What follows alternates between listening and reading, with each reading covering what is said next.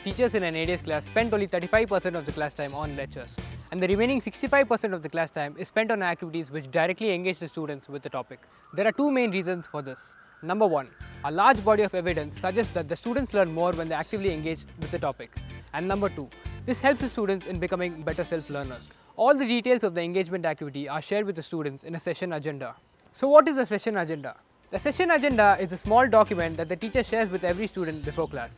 This document contains details like what are the questions to be discussed in the class, who are the students to speak in the class, what are the activities to be conducted in the class, and also the post-class assignment. The second difference you'll notice in an ADS class are the questions that the teacher uses to trigger discussion and deep engagement with the topic.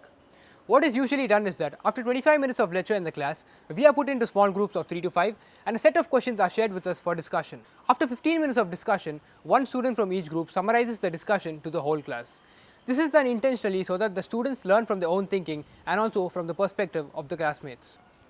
One of my friends points out that all the neurons in the brain are fired during the discussion in the ADS class, and I would say it's really hard not to feel engaged when you're actively participating in the class. Therefore, learning in ADS means thinking critically, discussing and learning from each other. If you have any questions or if you want to talk to me, you can find me on. Signing off, Amit Vishnu.